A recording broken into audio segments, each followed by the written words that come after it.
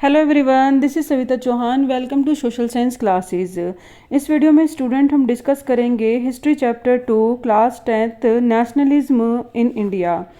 उस second term syllabus के according to your topic सभी क्वेश्चंस हम डिस्कस करेंगे। इम्पॉर्टेंट हैं और एग्जामिनर किस तरीके के क्वेश्चंस आपसे पूछ सकता है। प्रीवियस वीडियो में स्टूडेंट हम द फर्स्ट वर्ल्ड वॉर और द सत्याग्रह इम्पॉर्टेंट जो टॉपिक है उसके क्वेश्चंस आंसर हम फिनिश कर चुके हैं। आज का जो हमारा टॉपिक है वो है रॉलेट एक्ट। उससे किस तरीके से क्वेश्चंस बन सकते हैं वो हम डिस्कस करेंगे। रॉलेट एक्ट क्या है और ब्लैक एक्ट किसे कहते हैं, Y Gandhi ji started Rowlatt act, और रॉलेट एक्ट गांधी जी ने सत्याग्रह क्यों स्टार्ट करा था। गांधी जी ने 1990 में डिसाइड करा था, एक नेशन वाइड सत्याग्रह लॉन्च किया, यानी पूरे नेशन में, पूरी कंट्री में, against the propose Rowlatt act, जो कि रॉलेट एक्ट गवर्नमेंट ने पास करा था उसके अगेंस्ट में। अब ये रॉलेट एक्ट क्या था? अपोजिशन ऑफ इंडियन मेंबर्स के अपोजिशन के बाद भी इंपीरियल लेजिस्लेटिव काउंसिल ने इसको बहुत जल्दी में पास किया था। ये है रॉलेट एक्ट। अब इसके अकॉर्डिंग ये था क्या, यानी ये गवर्नमेंट को एक एनॉर्मस पावर देने वाला था, इतनी ज़्यादा पावर कि वो पॉलिटिकल एक्टिविटीज़ को रिप्रेस कर सके। यानी जो अगेंस्ट टू द गवर्नमेंट अगर कोई एक्टिविटीज़ चल रही है, कोई भी इंडियन मेंबर्स उसके अगेंस्ट में कोई भी एक्टिविटीज़ कर रहा है, तो उसको क्या करना, रिप्रेस करने की पावर आ चुकी थी। एंड ये रॉलेट एक्ट ये भी अलाउड करता है कि जो पॉलिटिकल प्रिजनर्स थे उनको 2 साल तक बिना मुकदमा चलाए उन्हें जेल में रखा जा सकता था। तो ये एक जो दो इसमें पावर्स हैं गवर्नमेंट को मिल रही थी, किसके अकॉर्डिंग, रॉलेट एक्ट के अकॉर्डिंग। तो ये जो अनजस्ट रॉलेट एक्ट था, इसके अगेंस्ट में सत्याग्रह जो चलाया, यानी रॉलेट सत्याग्रह चलाया गांधी जी ने 1990 में। तो ये था। अब है नेक्स्ट क्वेश्चन। अब गांधी जी ने जो ये सत्याग्रह, रॉलेट सत्याग्रह स्टार्ट करा था, तो ये कैसे ऑर्गेनाइज करा, यानी उसके अंदर क्या क्या किया। तो नॉन वायलेंट सिविल डिसोबीडेंट जो वो चाहते थे चलाना, इसका मतलब रॉलेट एक्ट के अगेंस्ट में, यानी नॉन वायलेंट सिविल डिसोबीडेंट मूवमेंट उन्होंने चलाया। इट स्टार्ट विद द हड़ताल 6 अप्रैल 1990 में, और rallies were organise in cities. तो हड़ताल्स की रैलीज निकाली गई अलग अलग सिटीज़ में। वर्कर्स स्ट्राइक्स पे चले गए, और जो रेलवे वर्कशॉप्स के अंदर जो वर्कर्स थे वो कहाँ चले गए, स्ट्राइक्स पे, और शॉप्स को क्लोज कर दिया गया।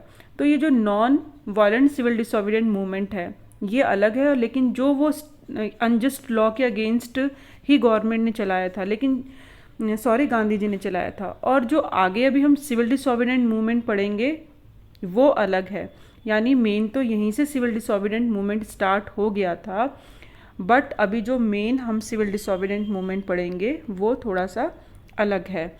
मेन तो वही है, अनजस्ट लॉ के अगेंस्ट में वॉइस रेस करना सिविल डिसोबीडेंट मूवमेंट कहलाता है। तो सिविल डिसोबीडेंट मूवमेंट रॉलेट एक्ट के अगेंस्ट में चलाया गया यहाँ पे। उसके बाद है नेक्स्ट क्वेश्चन। अब जो गवर्नमेंट थी उसने क्या रिएक्ट करा रॉलेट सत्याग्रह के लिए, जो भी इन्होंने गांधी जी ने चलाया था या जो एक्टिविटीज़ चल रही थी। तो ब्रिटिश गवर्नमेंट चुप तो बैठेगी नहीं, कुछ ना कुछ तो करेगी।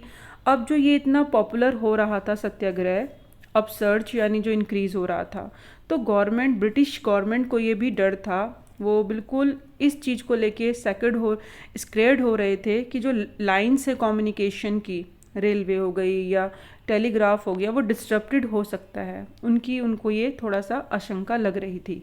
तो उन्होंने डिसाइड करा, जितने भी नेशनलिस्ट हैं, यानी जो against to the British government के कोई भी पॉलिटिकल एक्टिविटीज़ कर रहे हैं, तो उनको क्लैम्प डाउन करना, उनको कंट्रोल करने की कोशिश करना।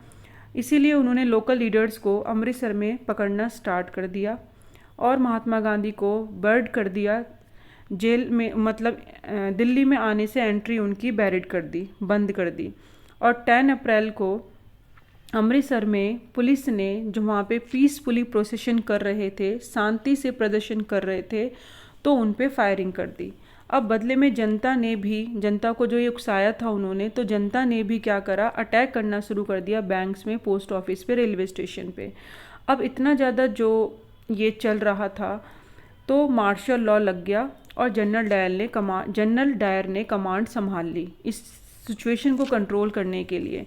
तो इसी टाइम पीरियड्स में जलियांवाला बाग भी इंसिडेंट जो मसैकर है वो भी हुआ, यानी जो रॉलेट सत्याग्रह चल ही रहा था उसी टाइम पीरियड में, जब अभी आपने देखा कि 10 अप्रैल को पुलिस ने अमृतसर पे क्या करी थी, अमृतसर में पुलिस ने जो वहाँ पे पीसफुली प्रदर्शन कर रहे थे, जुलूस निकाल रहे थे, उन पे फायरिंग कर दी थी। और जनता ने भी फिर गुस्से में बैंक में, पोस्ट ऑफिस में, रेलवे पे क्या करा, अटैक करा। तो मार्शल लॉ लग गया और जनरल डायर ने कमांड ली। तो ये तो 10 अप्रैल को हुआ था। और सत्याग्रह, जो रॉलेट सत्याग्रह चल रहा था, उसको स्टॉप करने के लिए, कंट्रोल करने के लिए चल रहा था। तो ये अब जलियांवाला बाग जो था इंसिडेंट हुआ 13 अप्रैल को हुआ। और ये क्या था, अब इसी दिन को जो गांव वाले थे इकट्ठा हुए थे अमृतसर में, जो एक जलियांवाला बाग है, मतलब वहाँ मैदान है, चारों तरफ से बंद है, एक ही उसका एग्जिट पॉइंट है। तो वहाँ ये सिटी से एक तो दूर है, और अमृतसर में जब ये लोग वहाँ पे अपना फेयर यानी जो मेला लगा हुआ था बैसाखी का, उसको एंजॉय करने के लिए इकट्ठा हुए थे। और कुछ वहाँ पे इसलिए भी इकट्ठा हुए थे कि जो ब्रिटिश गवर्नमेंट है उनके अगेंस्ट में जो ये जो पॉलिसीज़ हैं या एक्ट हैं, थोड़ा सा उसके बारे में डिस्कशन करने के लिए। तो अब ये थोड़ा सा जो सिटी से दूर था, जो ये सब चल रहा था जलियांवाले बाग में, जो भी बैठ के डिस्कशन चल रहा था, और जो ये फेयर बैसाखी का मेला चल रहा था, लोगों को पता ही नहीं था, अनअवेयर थे कि मार्शल लॉ लगा हुआ है। अब डायर ने जब ये देखा कि वहाँ पे सब लोग इकट्ठा हैं, जलियांवाले बाग यानी जो मैदान है वहाँ पे इकट्ठा हैं कुछ लोग, तो कुछ लोगों कोई वहाँ पे उन्होंने उस एंट्री को, जो एक ही एग्जिट पॉइंट था वहाँ पे, उसको ब्लॉक कर दिया और ओपनली उन्होंने क्राउड पे फायरिंग कर दी। बच्चे, बूढ़े, औरतें सभी मारे गए। 100 से भी ज़्यादा लोग जो थे वहाँ पे सब मारे गए। उनका यही ऑब्जेक्ट था ये सब काम करने का जनरल डायर का। वो ये डिक्लेयर करना चाहते थे, प्रोड्यूस अ मॉरल इफेक्ट, यानी वो एक ऐसा सेंस सत्याग्रही के मन में एक टेरर और जो एक डर का खौफ बनाना चाहते थे कि ब्रिटिश गवर्नमेंट के अगेंस्ट में अगर आप कुछ करोगे तो आपके साथ ब्रूटल रिप्रेशन होगा और इस तरीके के एक्शन हम ले सकते हैं। तो जनता के माइंड में, लोगों के माइंड में एक टेरर उन्होंने डाला और एक पोजीशन डाली, मतलब हम क्या क्या कर सकते हैं। तो ये जलियांवाला बाग मसैकर था, जो इतने लोग मारे गए थे बाग में, जो आराम से बैठे हुए अपना डिस्कशन कर रहे थे, तो जनरल डायर ने करा था। अब इसके इफ़ेक्ट क्या हुए और रॉलेट एक्ट कॉल ऑफ क्यों हो गया, क्योंकि जलियांवाला बाग जो न्यूज़ थी वो तो बिल्कुल स्प्रेड हो गई, हर जगह फैलने लग गई। अब जो वहाँ पे नॉर्थ वाला जो इंडियन है, वहाँ का जो एरिया है, टाउन्स हैं, वहाँ से लोग गली में भीड़ इकट्ठा हो गई, मतलब जुड़ने लग गए कि इसके अगेंस्ट में हमें भी ब्रिटिश गवर्नमेंट को जवाब देना चाहिए। स्ट्राइक्स करी, क्लैशेस पुलिस के साथ बढ़ गए और गवर्नमेंट्स बिल्डिंग्स पे अटैक करे। गवर्नमेंट ने भी ब्रूटल रिप्रेशन करा, रिस्पॉन्स में और भी ज़्यादा उन्होंने एक्शन लेना शुरू करा।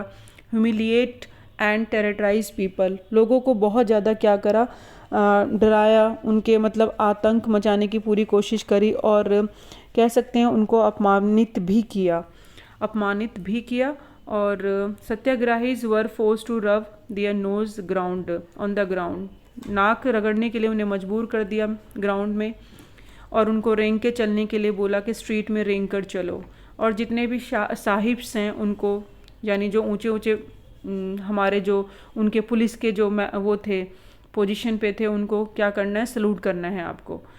उसके साथ ही उनको बोला गया, उनके जो विलेजेस थे उन पे बम गिराए गए, और जो लोग थे उसमें गांव में रहने वाले, उनको फ्लॉग किया गया, उन पे कोड़े बरसाए गए।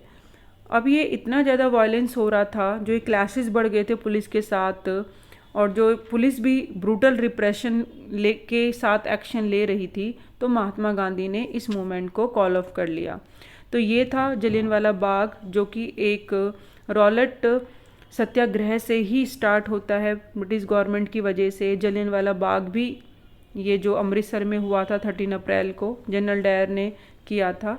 तो ये दो सारे रिलेटेड क्वेश्चंस ही हैं। और क्यों फिर रॉलेट सत्याग्रह स्टार्ट करा था उसको कॉल ऑफ कर लिया गया। नेक्स्ट है, अब ये खिलाफत मूवमेंट क्या था।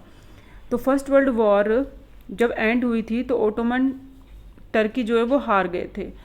अब ये था अफवाह के जो उनके ओटोमन एम्पायर हैं, सम्राट हैं, उनके ऊपर बहुत अपमान से भरी हुई संधि उनको साइन करनी पड़ रही है, उनके ऊपर इम्पोज की जा रही है। ठीक है, जो उनके हार्श पीस ट्रीटी उनको साइन करने के लिए बोला जाएगा। स्पिरिचुअल हेड थे उनके, जो ओटोमन एम्पायर थे, जो उनके सम्राट थे, वो इस स्पिरिचुअल हेड भी थे इस्लामिक वर्ल्ड के खलीफा। अब खलीफा की जो पावर्स थी उसको डिफेंड करने के लिए उन्होंने खिलाफत मूवमेंट स्टार्ट करा ऑल ओवर द वर्ल्ड में। अब उनसे मूवमेंट स्टार्ट करने से पहले उन्होंने पहले कमेटी एस्टैब्लिश करी, खिलाफत कमेटी बॉम्बे में मार्च 1990 में। इनके जो मेन लीडर थे, मुस्लिम लीडर ब्रदर्स मोहम्मद अली और शौकत अली थे। तो ये तो था खिलाफत मूवमेंट। नेक्स्ट वीडियो में हम नेक्स्ट क्वेश्चन आंसर डिस्कस करेंगे। Thank you so much. Keep watching, keep learning.